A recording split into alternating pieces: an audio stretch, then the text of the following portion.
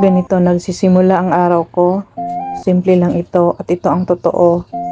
Pero may diskarte para makatipid. Dahil sa mahal na ang gas ngayon, kailangan maging praktikal. Kaya ito, nagpalambot muna ako ng karne gamit ang panggatong. Manual version muna tayo today. Konting effort pero tipid naman. Sa panahon natin ngayon, lahat ng bilihin mahal na. Ikaw na lang yata ang di nagmahal. Char. After that, syempre ako naman muna, ligo, bihis, konting ayos sa sarili. Kahit nasa bahay lang, iba pa rin yung feeling kapag fresh ka. Maayos at presentable pa din.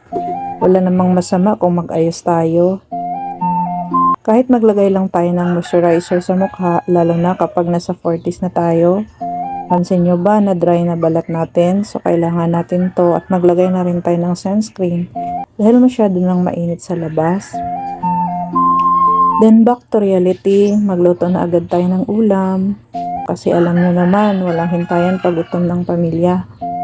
Di man bongga ang luto, basta lutong may pagmamahal, sapat na. Hindi naman talaga kailangan bongga at mamahaling pagkain. Importante healthy at malinis ang kinain natin. Minsan nasa simpleng luto lang, pero malinis at maayos ang paghahanda.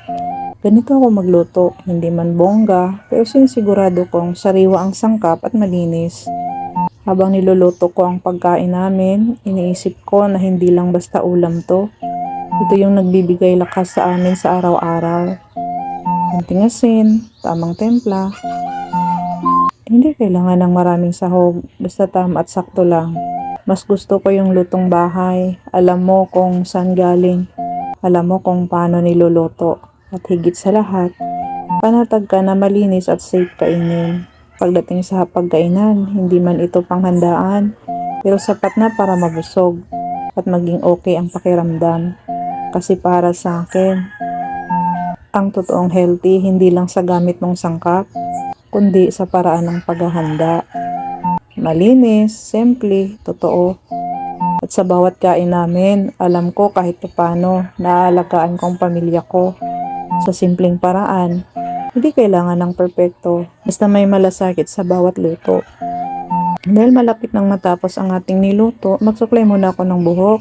Tiniyak ko talagang di nakabuhaghag buhok ko kapag nagluluto para maiwasan na may halong ibang sangkap ang aking niluluto. At ito na, lunchtime na. Isa sa mga paborito kong part ng araw, yung sabay-sabay kaming kumakain. Kahit simple lang ang ulam, walang bongga, walang arte, pero siguradong healthy at malinis ang pagkakaluto. Para sa akin, hindi naman nasusukat sa dami ng pagkain ang saya sa hapagkainan, kundi sa kung sino ang kasama mo. Walang distractions, kwentuhan lang habang kumakain.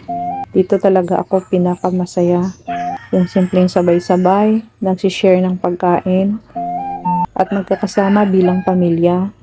Hindi man laging ganito ka-perfect, pero sinusulit ko yung mga ganitong moment kasi sa totoo lang, ang simpleng pagkain kapag may kasamang pagmamahal, nagiging special.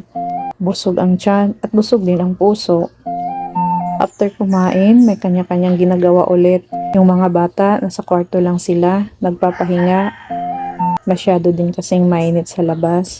Ang asawa ko naman, busy sa pagbibiling ng coins, hindi araw-araw sapat ang budget. May mga araw talaga na nagigipit. At ito na nga, dumating na sa point na kailangan ng galawin ang alkansya.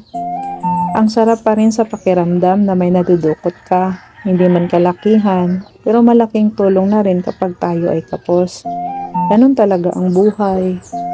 Minsan sapat, minsan kulang. Pero laging may paraan at sa bawat bariyang nahuhulog sa mesa, paalala na kahit papano, nakakaipon pa rin. Kaya laban lang kasi bukas mag-iipon naman ulit. Fast forward, pagsapit ng hapon, ang asawa ko nagpatuka ng mga manok. Hindi lang basta alaga to, kundi investment din sa araw-araw. Sinisigurado na busog ang mga alaga. Kasi balang araw may balik din to. Libre itlog, libre karne at pwede din pang benta kapag kailangan. Tipid na, sigurado pa sa kalidad. Habang pinapakain niya, makikita mo yung effort at tiyaga. Hindi man agad-agad ang resulta, pero worth it in the long run. Ganon talaga kami. Simple lang ang buhay, pero marunong dumiskarte sa maliit na paraan. Sa maliit na paraan, natuto kaming magtipid, maghanda para sa araw-araw. Kasi sa huli, hindi man kalakihan ang kinikita, basta marunong kang mag-alaga at mag-ipon, may mapupuntahan pa rin.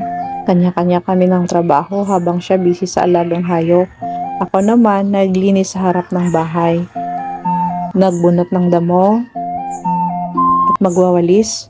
Yung tipong kahit pagod ka na, kailangan pa rin tapusin. Hindi glamorous ang araw ko.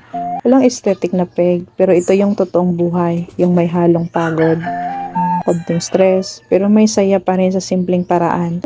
Sa totoo lang, hindi naman kailangan ng bonggang araw para masabing okay ang buhay. Minsan sapat na yung nakaraos ka, may pagkain sa mesa, at magkasama kayo. At sa pagtatapos ng araw, pagod man ang katawan, busog naman ng puso. Hanggang dito na lang muna. Salamat sa pagsama sa araw ko.